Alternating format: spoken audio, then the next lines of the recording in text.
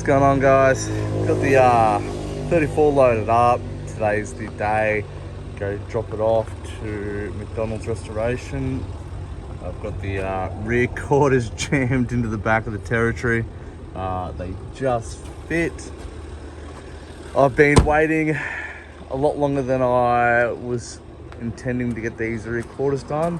They are majority all already like off, all the spot welds drilled out.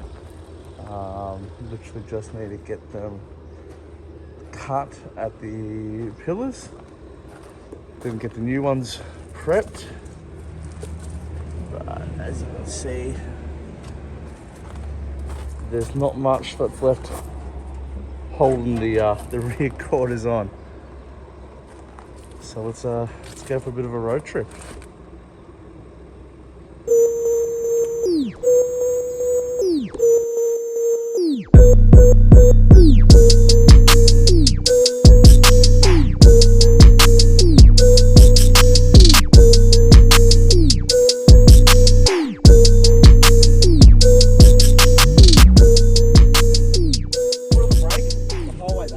So I drop off 134 at my 34 to get fixed, and picking up Dylan's 34. What's happened, Dylan? Gearbox gone. Gearbox gone. That's what happens when you run. How many kilowatts now? 360 on an NA box. 360 kilowatts on an NA box. Kids, come on now. We know better.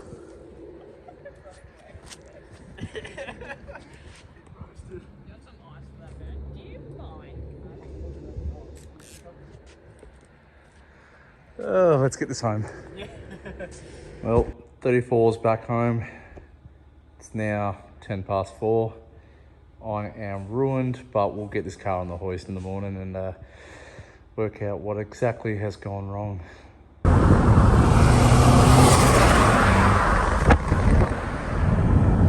at your hairline.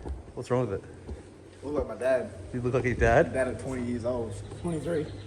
What are we checking out here, Sam? Checking out my 180SX that I just brought. We're going to have a look at the passenger side chassis rail from GK Tech that they've put in it, because they've welded it in, which is incorrect. Yeah, I don't think you meant to weld in those bolt-in chassis rail extensions. I think that the keyboard is bolt in, not weld in. However, I think if we can get it looking pretty good, that'd be ideal. So what colour are we looking at? What colour? This is LN1 Concord Grey. Concord Grey. That looks purple. Yeah. A lot of paint fade though for a 94 model car. That's right, looks pretty clean. It will be once it's resprayed. So this record is another issue. Yeah, this one here. 2007 had a bit of a ding. A light bingle. Nothing structural though, obviously it's just panel damage that the old owner has tried to repair. But we're going to take that to my painter who done my R33. Yep. And he's going to straighten that all up, and I think we're going to do a wide body kit on it. Yeah, get those Origin Labs on there. That's the one. Change the front bar to the Origin Labs Racing Line front bar, as well as the... Oh, what's going on here? She's freaked out. That's right. Back to normal. Yeah, so Origin Labs Racing Line front bar, 20mm wide vented front fenders, and then the 55mm rear quarters. 55mm rear quarters. Yep. Yep. And then, other than that, like, I'll pop the bonnet. Yeah, give us a look. There's an air filter on there, I believe, and that's about it. So, stock piping, stock internals. It's pretty dang stock. It's clean. Dusty. Dusty SR20. Everyone The inside says is what I'm happy with, though. The inside is for the age of the car, you know. Everyone says this is God's motor. This is God's mistake. God's mistake, more like it. Yeah. Give us a look at the interior, because this is the impressive part about this car. Hey. This is the Type X interior as well. So this was an optioned feature from when the the guy would have bought it from factory. Same with the sunroof as well on it. The interior is tidy. All the boot trims there. There's no mess, anything missing from the boot or anything. And believe it or not, the horn still works. So What still works in this? Some old school personal wheel. this is courtesy of my partner Lauren, the 32 GTR shift knob. Feels really good though. Feels really good. Feels really good. Feels like it should have came in the car. I'll pop. Give us the boot. Let's check out all the rust in the boot. Check out all the huge holes. Done the wiper delete on it. That's about it. Well, throw that bad boy back at the door. We don't want them to know that. Yeah, a little bit of surface rust in the boot, but from what I've seen, nothing that is Looks tidy. crazy. You know what I mean? All down in the corners are pretty sweet as well. Has the original jack down under this panel here, which is pretty cool. I don't know if we'll be able to take that out right now. Oh, yeah, there you go. You can have a look in there. See the original jack. Oh yeah, we love the original jacks. That definitely are going to collapse on you when you use them. Yeah, don't recommend it. Don't recommend ever jacking the car up with the scissor jack. And then you got Type X lights coming for it as well. So we've got the Type X tail lights coming. I've got the Type X wing and the Type X rear pods for the car. So that will go over there. I haven't decided if I want to keep the stock bar. I think once I put the Origin Labs kit on the front, if it looks a bit too aggressive at the front, I might go for a more aggressive rear bar. Yeah. Stock exhaust, essentially. So it's basically just a stock 180. Stock 180 SX. So you didn't pay any more than $2.5 for this thing? I paid, seller wanted 25, and I drove up and I got it for 20, which I think Is 18.5K more than what you should have paid for it? I think in today's market, it's a decent price. When we went for the roadworthy inspection, there was very minor things wrong with the car, which we're going to sort out here today. All right, let's Still 4-star, comes on Enki Racing wheels, which is pretty nice. No reps around here. No reps. No reps. Let's get it on the hoist. Let's go.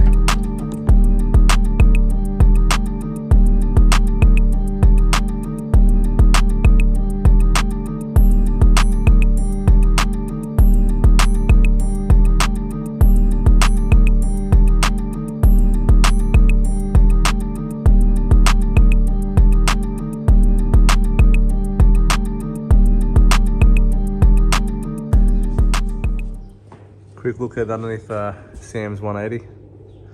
Relatively straight. The rear subframe's been reinforced with the GK Tech kit. You can see those gussets welded in. And then they've done this rail extension, which is fine because it doesn't do anything, it's just for aesthetics, but then they've decided to like weld it in for some ungodly reason. So it's just a bit of bird poo. So we're just gonna grind that back. I'll clean this actual chassis rail up and then we'll just give it a bit of a coat of sand deadening to make it look all factory again. But yeah, it just blows my mind why people think that's okay. That's genuine. Genuine bird shit. Yeah. And then up the front, you got knocked on these because they're not retained, but we can't retain them because they're actually broken. So we need new steering rack boots, which is fine. They're only like 20 bucks each, but you can see that someone's tried using zip ties, but this thing probably got thrown around sideways more than your grandmother, so who knows. And then just a couple of leaks. The lower sump is leaking, so we'll have a look at that, see if it's actually coming from higher up or not. Give it a taste. I dare. No, I don't want to get. Come on, give it a taste. These cars are so rickety. So just removed the GK Tech rail extension. I had to do some die grinding to remove some of the shitty welds on it, but it's come out alright. The actual rail is in pretty good condition. I'll just die grind it back to shape, flap it, disc it back down. And then we'll put it in some weld-through primer, and then when Sam's got time, he's just going to sand it back flush again, and then use like sound deadener in a can, because it gives like almost the same texture that the Nissan sound deadener finish has on the underbody. So it just looks kind of factory again. And then Sam's just given the old engine a bit of a clean so he can work out what's actually leaking. If it's the... I think it might be from the rear here. That's where it seems to be wet the most. Yeah, it looks like it's coming from above. Well, here, up here, above here, Yeah. it's wet in here. So Yeah, just so maybe oil turbo drain or something like that. Oh But no, the I oil did turbo drain's all the way remember, so back when I there. done the oil filter on this, I did drop a bunch of oil. Yeah, but you could tell Yeah, you could that tell was that's wet. been That was caked like- that on was for a wet, while. yeah. That's all right. We'll give it a clean, see where it's leaking from, and then yeah, we'll go from there. There's so much dirt. It's just... Yeah, it's a Dookie 180. You should get the number plates Dookie, because No, I'm going to save that for your 34. oh, starting wars where you can't win. That's all right. We'll see. So we just got in some weld-through primer just to protect it till Sam can get the sound deadener on there, make it all look factory. But try going with the same body line.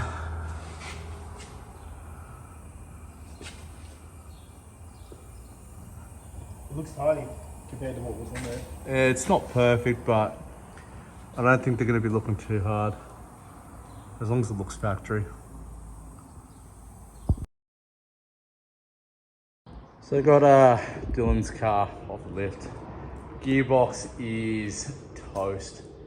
I was able to get it out of third gear because I was stuck in that for some reason, but yeah, as soon as you put it in neutral and take your foot off the clutch, you can hear it rattling around.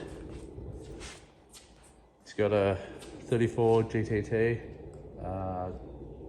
like a semi GDR mock-up. It's been vinyl wrapped in this midnight purple 3 looking vinyl wrap. Looks pretty good. Makes like 360 kilowatt on 85.